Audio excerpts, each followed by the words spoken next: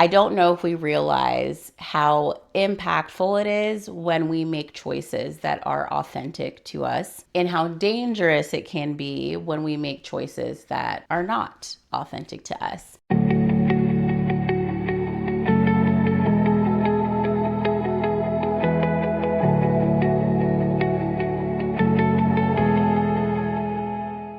Welcome back to Bold Clarity, where we slow the noise, tell the truth, and make room for the people that we're becoming. So I am so excited for today's episode. We are going to be talking about owning your path. And this is something that I'd already planned on doing an episode on. And ironically enough, over the last few weeks, I have had several experiences and conversations where this topic has been brought up. And so I think owning your path is one of those things that we say a lot of times. We don't always know exactly what it means, or specifically what it means for us. And I think that there's actually a lot of power in you taking the time to figure out what this means to you. So today I'm going to share a few stories and some of the conversations that have just happened over the last few weeks. The first of which is around choice. And when I think about owning your path, choice is the first word that comes up for me, because there are so many opportunities where we have a choice. And sometimes we may convince ourselves that we really don't have a choice when we do. And it's because we don't really take the time to slow down and think about what is going to happen if I choose this, and what's going to happen if I choose that. And, I don't want that. So then, I don't get to choose. Nonetheless, I believe last week I was actually talking to my 7-year-old, and she came up to me and she said, Mommy, can you please get me this game on my iPad? And the game cost money, of course. And so I said to her, all right, I'll make you a deal. Okay. If you go and clean your room, and really clean your room, then I will buy this game for you. And I even said, hey, Daddy will clean up with you for 5 minutes. I voluntold him. And then after that 5-minute timer, then you are going to clean up for another 9 minutes by yourself. And if at the end of that 14 minutes, I don't know why I came up with 14. If at the end of that 14 minutes, you have cleaned the entire time and I can see that your room is clean, then you can get your game. In my mind, I thought this was a no-brainer. And yet my daughter burst into tears, full on tears. And she looked so distraught. And I'm like, what's going on? And she said, I really, really want the game, but I really don't want to clean up. Gosh, I have to clean up and I really don't want to. And number one, I was thoroughly confused because I'm like, this is a great deal. Number two, I, in that moment, realized, oh, okay, this is really tough for her. And so when she said, I have to clean up, and I saw the weight that was carrying on her, right? Clearly, she really didn't want to do it. I sat her down and I explained to her, hey, actually, you do not have to clean up. I said, you have a choice. You can clean up and then you can get the game, or you can not clean up and you won't get the game. And I explained to her, whichever one you choose is totally fine with me, okay? I'm not going to be upset based on your choice, and the choice belongs to you. And she sat there and I could just see her confusion and her going back and forth in her little brain about what she was going to do. And it was really hard for her. And it ultimately boiled down to, well, what do you want? What do you want more? Is your desire for the game more than your desire to not clean up? Or is your desire to not clean up more than your desire for the game? And we sat and she went back and forth for a very long time. Ultimately, she decided that she wanted the game more. And then she went and she cleaned, and that was all great. And I had a huge aha from that, which was, So often we tell ourselves that we do not have a choice when indeed we do. And when you slow down, which we do not do enough of, and really think through what options are in front of me, what are the choices, and what should I do, it's really hard. However, you then ask yourself hard questions like, well, what do I want more? And you can figure those things out. This is a crucial part of owning your path, is realizing how many choices you get to make. And there's a statistic, I can't remember what it is. I want to say it's in the thousands, maybe even more than that, of the number of decisions that we make every single day. Every decision that we make, we're choosing something, right? Even if it feels like we're not. And so the first step of owning your path is acknowledging that you have a choice, right? And taking the time to really sit in that privilege of a choice and decide what you want. It was interesting, thinking about the conversation with my daughter, what it really boiled down to, which was when you want more, right? And I think in terms of personal growth, that when you know who you are, right? And it comes down to these choices, a lot of times it is a matter of, am I going to choose the thing that's aligned to the person I want to be, or am I going to choose the thing that's not? And you have to know who you are, right? To be able to see that.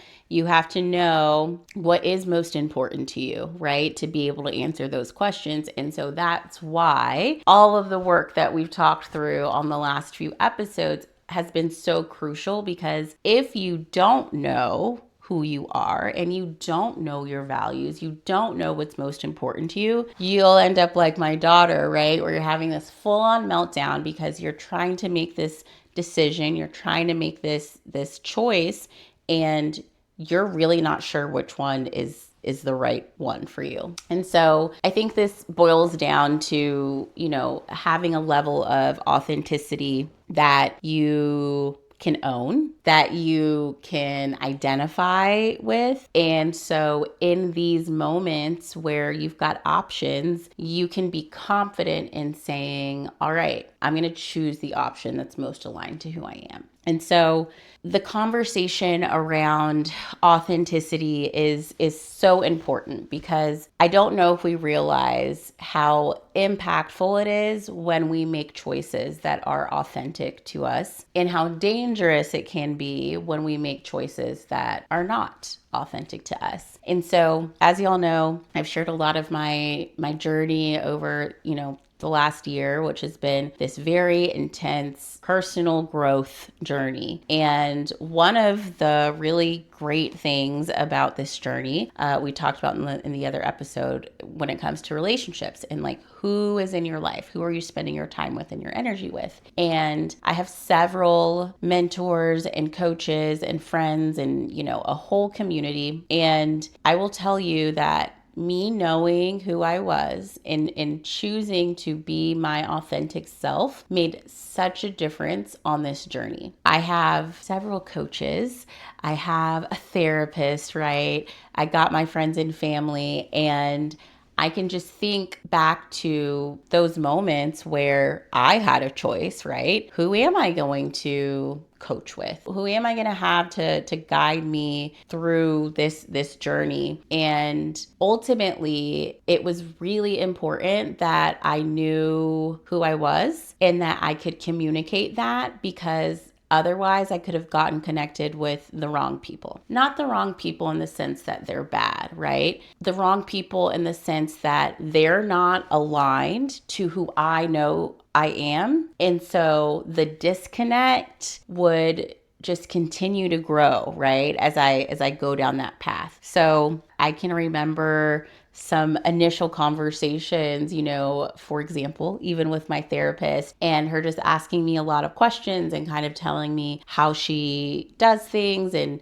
a therapist is essentially a stranger, right? And they're asking you all these things and they're getting to know you. And it's kind of like when you go to the doctor's office and you're like, I don't know if I'm going to tell them how many drinks I actually have a week, right? I think I'm just going to dial it back a little bit. And you are not showing your authentic self, well, that makes it really difficult for the doctor to help you, right? It makes it really difficult for them to know what treatment to provide for you. The same thing applies to when we think about, who we work with as our coaches, when we think about our therapists, when we think about our friendships, when we even just think about the choices that we make on a day-to-day basis. When you make a choice and it's not authentic to who you are just widening the gap between you and who you want to be. And this whole journey is about you closing that gap, right? We want to get to a point where we are so us, and not that we're stuck in our ways, right? But that we have a confidence because we know who we are. And then we can make decisions with a little bit more ease and know that they're going to be aligned to the direction that we want to go in. And again, this is one of those things that it's a privilege. It also requires a very high level of vulnerability, because saying who you are invites criticism. It invites conflict. It invites a difference of opinion. And yet it also invites an intimacy, a connection that can really be life-changing. And so I want to encourage you to, even when it's difficult or uncomfortable, to say, you know what? I know who I am. I know what is important to me. And so I'm going to be okay making this choice, knowing what may come with it, right? Because I'd rather do that and know that I'm showing up exactly as I want to show up, exactly as this person who I want to be, versus I'm pretending and now I'm going down this rabbit hole. And I think I spoke a little bit about, my professional journey in leading the real estate team, and how in the beginning I was very much so like, all right, if somebody tells me what to do, what works for them, I'm just going to do it. And I'm just going to try every single thing that every single person tells me, and I'm going to do it basically verbatim to what they say. Well, guess what? Some of those people who were telling me those things were very different than me, and not in a bad way. And the truth is, we were just different. We had different values, we had different styles, and the frustration that comes from trying to put yourself in a box that you don't fit in can be exhausting, and it can be very discouraging. And oftentimes, I think we kind of surrender and just say, okay, whatever, I'm just going to do it this way. What we don't know is that at some point down the road, we're going to feel that tension. We're going to feel that disconnect, and it's going to be really frustrating, and it's going to continue to build. And then you wake up and you're like, who am I? This isn't who I wanted to be. This isn't how I wanted to show up. And the choices that we get to make, some of them are tiny, some of them are huge. And yet, no matter the size, the truth remains the same, which is you do have a choice. And when you choose to do the things that are aligned to who you want to be, the ownership that comes with that is really freaking cool. And while it's cool, it's also scary, but at least you know that you're being yourself, right? At least you know that you're you, and nobody else can be you. No one else is going to do a better job of being Asia. Like, I'm Asia. I know what's important to me. Only I can make certain choices that align to that. Interestingly enough, after this conversation with my daughter, she's been doing this thing where, when it comes to choosing something, she says, oh, no, you pick. Oh, no, you pick. And how many times do we say, oh, no, you pick? And maybe not in those words, but how many times do we give our choices away to somebody else because it's easier for somebody else to make the decision, right? Than for me to make the decision, and then I am the one who's responsible for the outcome. That requires a level of maturity and insight and honesty that is really uncomfortable, but it's also really rewarding. And so when I think about owning my own path, right? There are things that happen every single day that I can do to show that I'm owning my path. Doesn't mean that it's going to be easy. It doesn't mean that there aren't going to be moments where you feel conflicted. What it does mean, though, is that your path is going to be the one that you choose, and it's going to be the one that is aligned to who you are. Recently, we had a conversation as a team about our habits. And, I'd just gone to Keller Williams family reunion, which was amazing. And I walked away with this takeaway about just like planning and ownership, and how really, if you want a certain outcome, you can work for that. You can make the choices that will get you there. As a team, we were talking about our habits that we do every single day. And we talked about habit stacking, which is this idea that you take something that you're already doing and you say, okay, I'm going to add this to it, right? So for example, if you make your bed every morning, you're going to say, all right, I'm going to make my bed. And then after I make my bed, I'm going to read for 5 minutes. And so you just build on these habits that are aligned to who you want to become. And so it was a really cool conversation to have with the team, because we first started with, okay, where are we? Like, how are we doing in our businesses? Are we on the path that we want to go down, or are we not? And we talked in the beginning of the year about our word of the year and our production goals. And what we found was a lot of us were very misaligned. Then to have this conversation on,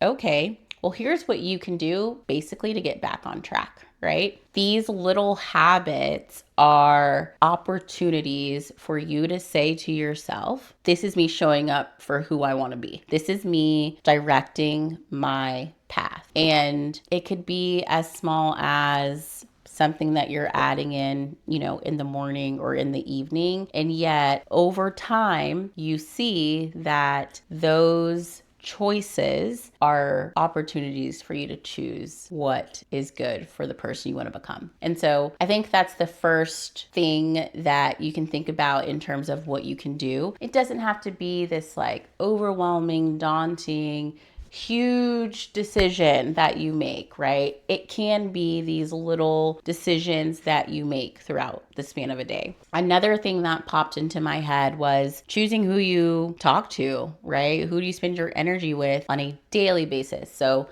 again, I'm not looking at, okay, in the span of a year, who am I talking to? I'm talking on a really basic level that is manageable, right? One of my coaches actually had me do an activity where I went through and I wrote down what I did throughout the day every 30 minutes. And so I had a little timer and then I write down what I did. And of course, the takeaways were shocking. And I realized, wow, this was just for me personally, I spend a lot of time on the phone, and like on the phone having unnecessary conversations, right? Not that the conversations are bad, not that the people are bad. And yet the amount of time that I was spending talking on the phone was in no way aligned to this fierce, strong, bold, successful, impactful leader that I want to be. Have casual phone conversations at other times. And I was faced with a choice, right? And so I made the decision to say, okay, I am going to put my phone on work mode. And when I am working, I am working. And I'm only allowing calls from basically my daughter's school. And, if somebody calls twice, it'll come through, whatever. However, that choice that I made, and every single time that I pick up my phone and I say, okay, I'm going into work mode, that is an opportunity for me to own my path. I am making a decision and saying how I spend my time right now is going to directly impact the person that I become. And so an effort to protect that time and make sure that I use it for what I plan to use it for, I'm going to shut out the noise so that I can do the things that I say I want to do. by the way, it's been a game changer, right? But I also do feel this sense of accomplishment when I can say, all right, I'm putting my phone on work mode, and then I can take my 30 minutes to really focus on whatever task I'm doing that I've already pre-planned as something that is so important to me that I needed to put it on my calendar and protect that time. That is an example of just a choice that you could make every day. I think that also does go to the point of who are you talking to and when are you talking to them. Talking to my mom or my sister or my besties when I'm supposed to be working. Maybe not the best choice in that moment, right? Maybe not aligned to who I want to become. Maybe not exactly on that path, right? However, I'm in charge and I get to make those choices. Our team leader at our office actually offered some really good perspective. We were talking about these choices and we're talking about habits, and someone brought up, well, I can't do this because XYZ. I want to say it was something like, well, if my kid has an emergency, right, then maybe I don't do my habit that day. And we talked about how, guess what? That's okay. You can make a choice to do something different than what you had planned. You can make a choice to do something different than what on a big level, may be aligned to what you want to do and who you want to become. That actually can be a good choice. And the great news is you get to make that choice and nobody can make it for you. People are going to judge and have opinions no matter what you do, right? But ultimately, if you think about the example of like a sick kid, if I'm in a meeting and this applies to me, right? Because I said the only calls that come through on work mode are my daughter's school. So if I'm on a meeting and my phone rings and it interrupts the meeting, I am making that choice and saying, I'm going to pick up my phone because this is my daughter's school. And if they're calling, it's something I need to tend to, right? Guess what? I would feel totally fine making that choice. I would feel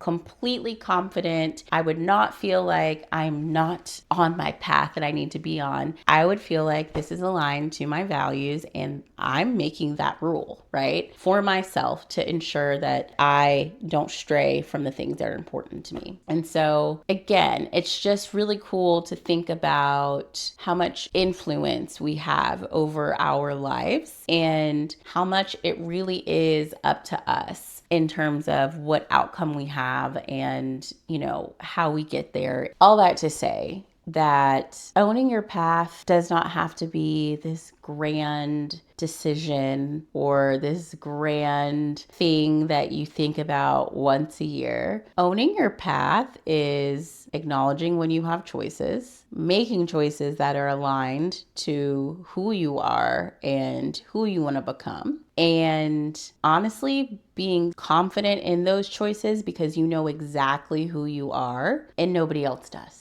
And when you think about owning your path in that way, it's actually kind of exciting because you realize how much opportunity is in front of you and again, how much influence you have over yourself. And even in moments where it may feel easier to give that power to somebody else, I think it's really important that we take the time to slow down and be thoughtful and intentional in our choices so that they reflect a path that we are proud of, a path that takes us where we want to go, and a path that ultimately we are proud to say is ours. So I hope today was encouraging, and if you learned something new, if you had a really great takeaway, feel free to leave it in the comments, and don't forget to like and subscribe, and I will see you next time with another episode of Bold Clarity.